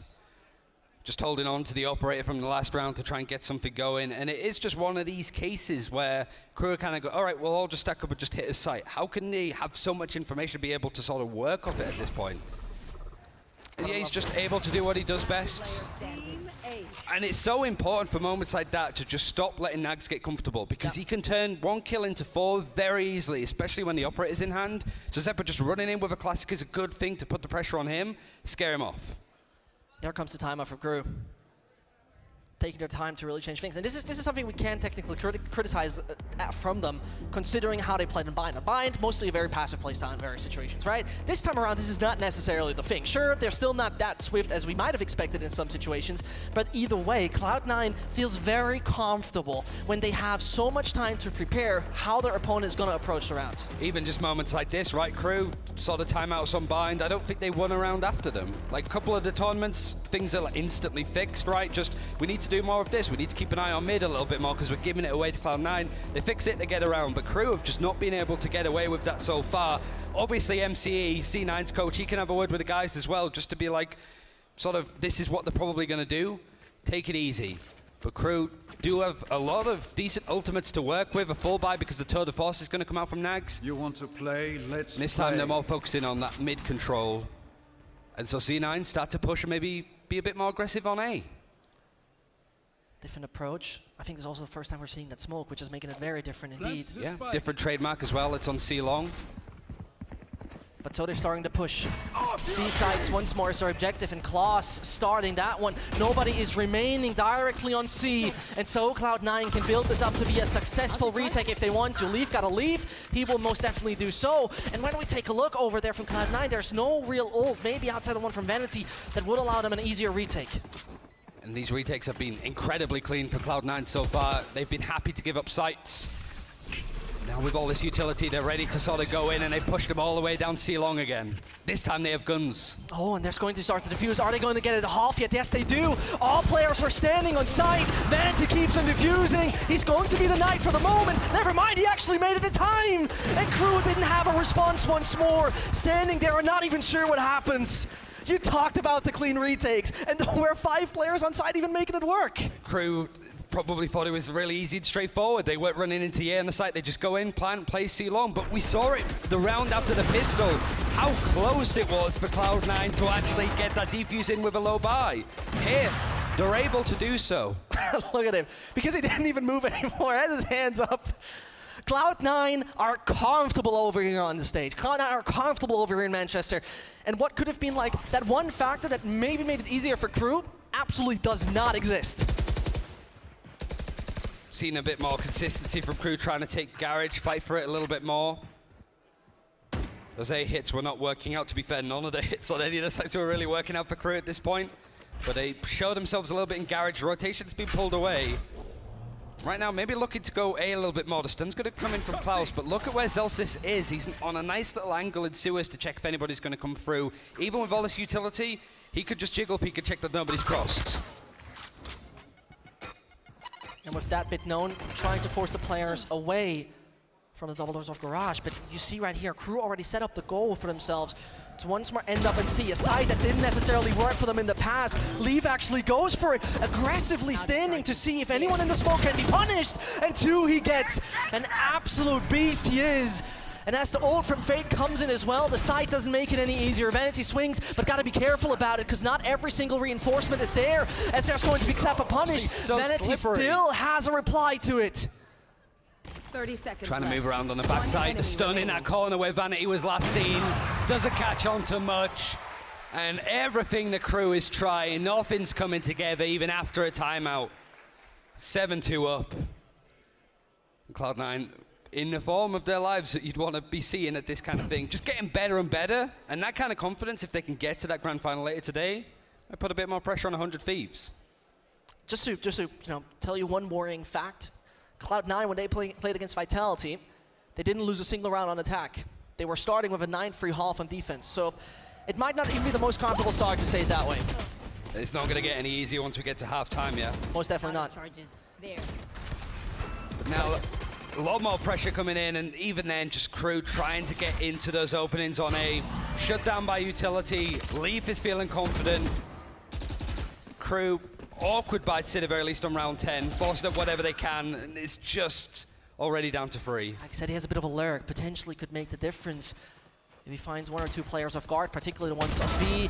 But as all his friends are dying left, right, and center, most definitely, his lurk might be the most influential, or will it be the case? Comes down and needs to hit the timing on the players that are waiting in middle, but all the time he was sneaking was not even worth it. Even if he got 1, Cloud9 have played so close together, it's so hard to trade them. Like Dezan could get 1, but there's always somebody from C9 ready to support. It's airtight on this defense from Cloud9. Very much is. And that's up to 8. Crew having to really save in the next round, buy up for round 12. It could be a 10-2 half. It feels very much like desperation at this point. You know, obviously you're trying your best in this, but the game plan and the answer seem to be non-existent for Crew at that point in time. Yeah, they're starting to thread apart a little bit. Like you've got Axity, like I'm going to go on a lurk. We need to find an opening. We need to find a gamble. And there was maybe a chance there for Crew. They get 2 players killed on A. There's an open C site. But then you saw players like, I'm going to stay here and catch the rotate, or I'm going to go for a lurk. And everybody in Crew, apart from the start of the round, died totally on their own. And Crew slowly and steady running on E, while Cloud9 is setting basically track records at that point. So pushing for the smoke, trying to really have that A control under any circumstance. Did Leaf go too far is the question. No, he still keeps on moving. Yeah, he's got the support from Zeppa. The Prowler comes in even to just sort of check that nobody's crossed. Oh, and he knows. Here's all those steps. The flash comes out. Is he in safety? No, the ult's going to be used and gets 1. That is, by the way, the spike down. And now try your best to get out of this alive. No chance. Cloud9 secure the perimeter, and nobody's trespassing. And Nags just hoping that somebody overpeaks a little bit, but Cloud9 is still prepared enough. And the ultimate from Vanity is actually stuck all the way in behind. Axe said he might be able to get a flank on in this spot. 1 enemy remaining. It's unbelievable. It's unbelievable. Except he can save the day as he goes a little deeper. 1 is whiffing, but there's no chance. This is prime Cloud9. Not a single flaw so far, really. It's also just the way that Cloud9 are supporting each other with utility, that they're playing well off each other, but also the confidence of not only Leaf even pushing down A long to be that close, but Vanity Omen ulting into their spawn, whilst everybody is still pretty much there. It's just getting information and just going for those confident plays, because really at this point, this series looks like it's only gone in one direction. And to be honest, you know, this is obviously a team full of star players, a team full of strong players, but it doesn't feel like they just rely on the fact on how good they are. The team play is exceptional. A double kill, 2 entries within 5 seconds. And Cloud9 just have a field day, as there's not much to do, except he tries to lurk around, finds a kill, and forces to get that onto Ye. And that's a very early old use, actually gets one of his teammates. But they're backing off. They're leaving the side of B, whilst A seems to be pretty much cleared, Ryan. With the rolling fund they used, you don't have those retake ultimates from Cloud9, but look at the guns that are still available. It's a Spectre, it's a Bulldog from Axedi, and A site is completely open. And man advantage Might not be the difference here. Nags, I don't want to see him push up. This is what I mean. Like, Crew is starting to try and go for these gamble plays and being broken apart every single time. Planted. The team play is starting to really disperse from Crew, whereas Cloud9 are looking more and more cohesive as a unit. But the spike has gone down 3v4 on the A side. They're just going to wallbang him. This is absolutely incredible. Nax is dead. 2 more on side. Xedi tries his best to survive. And back there, Klaus tries his best, but it is double digits without even going into the second half. With utility to spare, right? 2 smokes for Vanity. It's also like, I like the play that they tried, having Nags in that corner. As soon as he gets under some pressure, that paranoia comes in from Xedi, but it's just clearly C9 were prepared from the first time that they played against these guys, where similar plays were happening. It's a nice thing, but it's just those kind of moments, whether it's unluckiness or just the preparation from Cloud9, they have not been working. It feels like there's not one factor that I could name to you right now, Ryan, where Crew is overwhelmingly better. And that's a sad factor, right? This is where we're in a 10-2 half because every single aspect, every single puzzle piece is in the right position right now for Cloud9. And it starts in every single thing, right? There's no player that's really in the slump. There's no player who's not hitting his shots. There's no player who's not doing his role in form of support. There's no weak link, yeah. And just the way that utility's been used, it's every aspect, the game sense, the mechanics, the utility, it's all looking great for Cloud9. Crew, they won the pistol. That was the only round that they were able to pick up. That and the following, that were the only 2 rounds that Crew were able to get. It's fair to say that they need to win this pistol. I think that's a given. That's a good statement, yeah, I agree. I would sign that. But for now, Ye already wounded. But as they're contacting up the B side, they clear left, right, and center. Leaf is trying to get a little closer, see what he can find. Klaus? Was he just walking into the grenade or walking into the smoke, expecting that he would survive? This is a great start for Cloud9. Spike is now down on B. But Crew is initiating the retake. Yeah, Leaf shouldn't have too much of a chance, but he still gets one. So still a +1 here on Cloud9. The Spike most definitely known. The position very much out in the open, and as they're finding to get the flank, Xepa even gets another one. It looks possible, as though it is now a 2 versus 2. Xedi and Nax seeking what they can find. It is only Celsius. And is it going to the pistol to be the glimpse of hope for Crew? He's just waiting for it. Could use for the stun, knows they cannot make it in time, and here it comes. Might just even get 2 in the meantime, but it's enough, and Crew get the pistol. So far, a great statistic in that regard, but everything else they have been lacking in. It's so touch and go too, because Crew are losing their players first, near enough every single time. And in previous maps, what we've seen Crew win, they get that first kill. They're very good at closing out those rounds. It's just not been happening. Certainly when we got onto like Cloud9's defensive side, they were so good at finding the openings, like you sort of showed me. But here, when Cloud9 are the ones being aggressive, you got Vanity sort of teleporting into sight as the Omen, playing around the smokes. Xepa just sprinting all the way through Garage to get in.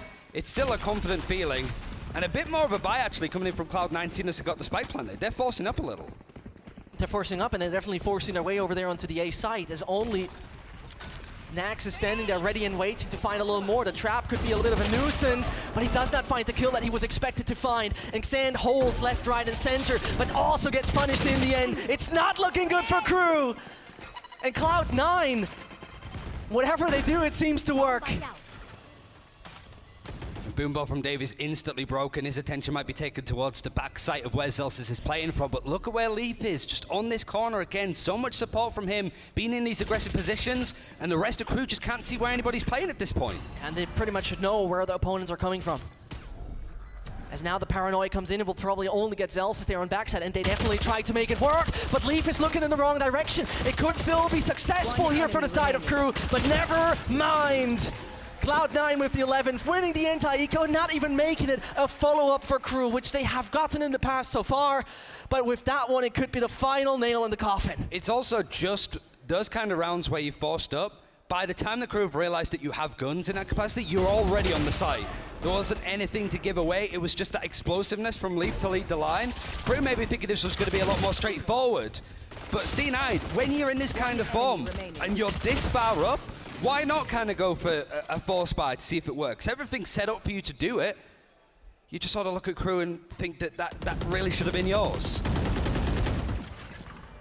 It's such a sad disaster for Crew.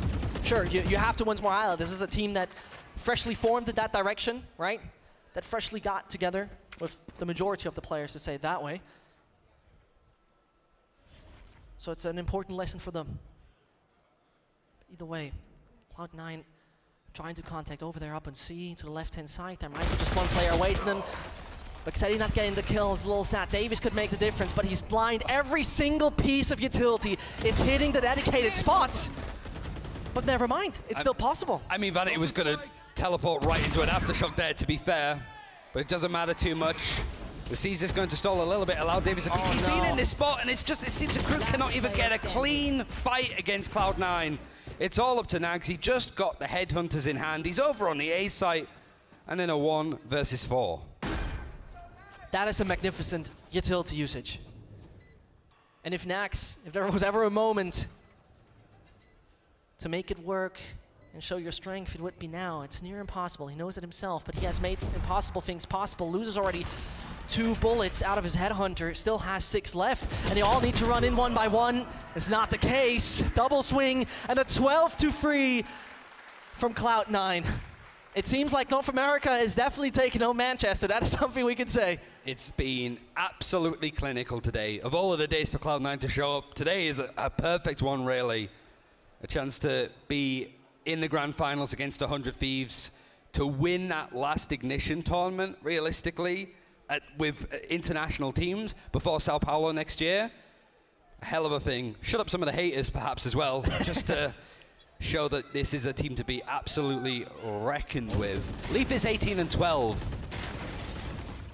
And we've had 16 rounds. Yeah, the team doesn't seem to have a weak link. At least we couldn't figure it out, really, so far. As for now, taking a bit of control towards Garage. Crew are taking the early fights, but when they're pushing you like this, you pretty much stand no chance. The C side is the new objective of Cloud9, and the GPS is getting him right in that direction. As Celsius even gets the flank, it might be done and dusted right. The mental is broken. Everybody sort of splintering off from Crew. Xander sort of pushed up, but Celsius really good at watching these flanks. There's 2 other players that could potentially come in on mid, but he's given up that spot. And the spike's been planted. There's not much time for Davies and Klaus to get stuff done here. That would be probably the most wonderful comeback of this year, but can't be really realistic about it. They're so scared of Zelsis because he was playing in that mid spot, watching for rotations. Exactly. And there's still so much utility left for Cloud9 to work with, but the end of the side, blind they are for a moment. There's also a Cease following up, and obviously Celsius has his ult. It's not getting any easier. And as suddenly it's Klaus who's airborne, tries to find a little more, gets himself a double, but with 5 points of health and hardly any time left. This cannot be done, it cannot be finished, and it is done because Cloud9 take out Crew with a 13-3 domination.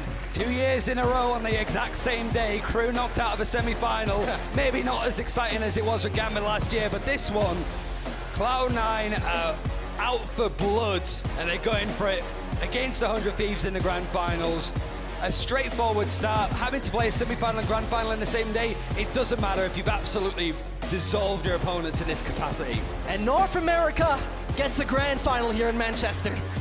I don't know how I feel about that, but I mean, if there's anything to say about Americas, including Crew, that is a league to be excited about. Like the way that Crew grew as a team, the way that they played against Liquid, they got, like Crew, they were initially going home on the Saturday. Now that they're going to be here and playing in the semi-final, it's a great step towards what they're building. They don't have Meltzer 2, a great showing throughout the tournament, but this, it really only looked like Cloud9 were on the server today. And it's the right experience you need before 2023, right? Especially at such a young roster with players who are not even that experienced, but Cloud9 with a more than deserved victory. And so often 100 Thieves and Cloud9, Matt, this is going to be one game you should never miss. I mean, 100 Thieves, they've had that time to prep, they've had the time to watch the game, but when it comes to being warmed up on the server, I think you could realistically say that Cloud9 have warmed up pretty well. Oh, this is not a game where they had, you know, a lot of energy spent in it. It didn't feel like it at all. It was the right kind of warm-up. Exactly. Yeah. It feels like exactly that. It's particularly considering it might be a very long series that we're about to get. Also, just does flexible positions. Leaf, you got to say MVP in this series, just the way that he was playing on the Viper, then to the Raze. Seamless in how he's playing those roles. Utility, the mechanics, everything feels there for Cloud9 to not only win this tournament, but go on and do some great stuff for next year. They most definitely will. And I'm just excited for that one, because so far every single part of Cloud9 worked. Not a single weakness has been shown. Not one player, not one piece of utility where you were debating if that was a good idea or not. Leaf 43-18 when it came to his KD for this series. Like, the man was absolutely in form. Nags, he was very good this tournament with the Liquid game. He was very much shut down. And it's the last time he's going to be playing this new iteration of Chamber, so really at this point it's just a clean slate going into next year overall, I'd say. But Cloud9, 100 Thieves, Manchester Grand Final for home ground. But the fun part, you're saying it, right? Chamber was not, for me, the deciding factor in that game at all. That was not necessarily the thing that made the super big difference in sense like, this is why Cloud9 won. Yeah, it's just also the map pool could be much more different. They really didn't show too much strategies. They didn't have to change too much, but going into a best of 5-2, a great way to get a bit more experience on maps that we might not have even really seen from Cloud9 at this event. Exactly, there were a few that we haven't seen. If I remember correctly, in Icebox, for example, we have not really witnessed throughout this tournament so far. So maybe they need to unpack something that we have not seen before, or that might be even an old version, so to say. So we're going to be at least seeing Cryo versus Ye, the final chance of seeing the old version of Chamber at a tournament like this. It's no holds barred. There's no reason to hold on any strategies. The meta's changes so much. Every cheeky strategy that these guys have formed on both sides for 100 Thieves and C9, we've got to be seeing here, I have to imagine. And we have already seen what 100 Thieves can do, right? The dominance they have proven previously over there in the semifinal we just had yesterday. It has been phenomenal what they have delivered and what they have done. So I'm just more than curious and more excited to see. I think Crew don't have to hide anything. They don't need to be ashamed of their result in that sense. Still, that was the right experience before you head over there in Brazil in 2023. There's stuff to work with. You beat Team Liquid, 2 stand-ins, doesn't matter. Like, there's still players on that roster that you want to get that confidence for. But yeah, this has been like a great tournament from them to sort of see like that kind of thing. But 2 NA teams, gonna be a good look in. But we're gonna throw it to Ginny. She is on the studio. She's on the stage. Just talking to our winners of C9. We have Zelstas here for the interview. First of all, congratulations. You guys are now in the finals against the 100 Thieves, so that's something you're going to have to fight for. But it's a mixed bag of experience in terms of being on stage. So how does it feel being here today? I know I saw a sign there for you as well. I mean, I love the crowd. I love the fans. I love all you guys. You know what I'm saying? Yeah. But yeah, you know, being able to play in front of a Valorant crowd is my first time, so I'm very grateful to be here, and thank you guys for all the support, everyone coming up to me and stuff. You know, I'm a little nervous with it, but you guys are great, so thank you. You're doing absolutely great. Can even tell that you're nervous. But in terms of being here on LAN, is there anything that has been highlighted in terms of points of improvement or just something you want to do going forward? I think for us online and LAN, we just want to get used to each other as a team. There's not really like a much difference. More so is just like playing on stage, playing in front of everyone, and stuff like that. Yeah. Were you actually expecting the same maps today in terms of the last time you guys played against Crew? I'm not gonna lie, I don't know nothing that goes on in our vetoes. That's all our coach and IGL and stuff. So I just come here to shoot my gun and throw utility. You did great at that. Good job. How has it actually been in terms of having Ye as an IGL this time? He's doing a great job. We had a little practice with Ye as our IGL, but he's doing great. Obviously, Vanity is trying to help him with secondary calling, and we're trying to get ready for the future tournaments, but he's doing good. We love a supportive teammate. But 100 Thieves is next. So far, the record is 3 wins, 2 losses in terms of the history of these two teams. Are you looking to make it 4-2? You want to equalize it? I mean, we have to make a statement at the end of the year that we're the best NA team, so what better to do it against 100 Thieves, right? Absolutely. Thank you so much for the interview. We're going to be heading back over to the desk. Yinsu, take it away. Honestly, I love Zelsas. I need to make a sign. Yeah, I absolutely love Zelsas. I would have loved to know how he's feeling about the role change as well. Obviously, when they brought him in, I wondered what the pitch was and how he was going to be on this team. But also, they're going to face 100 Thieves. And while Zelsas wasn't there, but this is a grudge match. 100 Thieves knocked them out at LCQ. They're the reason why the likes of Vanity and Zeppelin and Leaf couldn't make it to champions. And as well, I feel like when I especially ask a lot of people, and like kind of just the general consensus is that C9 are the favorites in terms of what people are expected. When I talk about a lot of these teams, a lot of people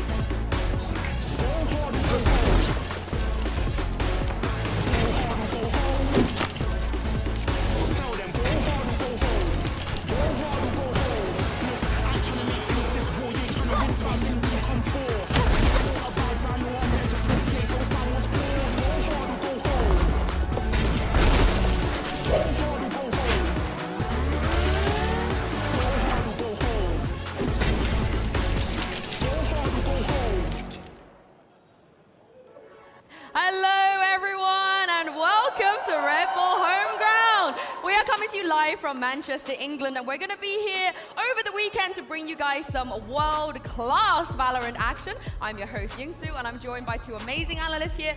With me, we've got Bayo, Kukuka. I haven't been with you since Game Changers, but I'm very excited for this. That was literally 2 weeks ago. That was too long. It was about a month, no, but I'm very excited. Everybody knows what is coming for 2023, but 2022 is still not over. We want to see these teams. We want to see how the off-season is looking for them, especially with all the teams changing. Yeah, we got Sliggy as well, an analyst now, a coach, the man who plays on the highest sense I have ever heard of as well. Yeah. Welcome. No, thank you. It's nice. It's nice. This is my first time in front of a crowd, actually. So yeah, I'm kind of pumped for it. And yeah, it's nice. I'm glad to be here. I reckon there's a lot of people out there here for you, Sliggy. We're going to get a lot of cheers for you over the weekend, 100%. There we go. There we go. I told you. But one thing that I'm super excited about is the teams. You know, this is one of the off-season tournaments that we get to see North American and LATAM teams here in the UK competing against the EU teams. As you guys can see there, we got FINALS Cloud9 and crew traveling all the way here as well. And I was saying in the intro that this is going to be a world-class Valorant over the weekend. And looking at these teams, Bayo, I think that's an understatement. Oh yeah, completely. Especially with Ye being one of the big names during the entirety of this year. Him going into Cloud9, us having the chance of having them and 100 Thieves here testing out against EMEA before Brazil. This is like the best moment, especially because we know that the game is going to change and next year is going to be a little bit different. So we need to know what's happening now. Yeah, this event is just stacked. I have so many questions about so many teams, and we're starting to get answers, and hopefully today we'll get some more answers. You're just here to steal strats. I mean, yeah, it's a little bit. There's a lot of games yesterday. There's a lot of watching. There's a lot to steal from. I do want to talk about what happened yesterday in the group stage. Of course, we had to say goodbye to two teams, unfortunately, before we head to the quarterfinals and semi-finals. Footballers, unfortunately, won't be joining us today. And Focus as well. There was a little bit of confusion whether it was going to be Crew or Focus that's going to be playing today. And now I can confirm that it will be Crew. And there's one team, though, Sliggy, 100 Thieves. They haven't dropped a single game. Yeah, 100 Thieves have been looking good. The thing that interests me the most about them at the moment is just like the fact that they're just playing every single map. It seems that they just change up their veto all the time. So that's interesting. I think having the 4 core is really helping them at the moment. But yeah, they're performing well. Very sad to see Focus go out in the fashion they did yesterday, especially after they took the upset. Yeah, exactly, because yesterday, especially for the beginning of the day, for the first match that we had, things were going a little bit crazy. We've seen 100 Thieves here being 3-0, but they were very close to losing against Heretics on their first game, the same game where Focus took down Cloud9. So it's interesting to see that this tournament also tests something different for the teams in showing resilience when you have to play a very long day, when you have 3 matches. We're also going to have 3 matches today. They won't be playing, you know, most 2. So it's going to be very interesting how this team adapt on the fly. Yeah, there was a lot of debuts, right, from a lot of players we haven't seen yet on their new teams yesterday. We have a better understanding now. But speaking of that, let's see how they got on in the top 5 plays of the group stage. He's not being snake-bited. Wait for the flash. Get your teammate. Flash comes through. They're both flash, but he can't quite connect to the spray down. It's good enough. Zeke will be able to shut him down, but it's all down to Meadow now.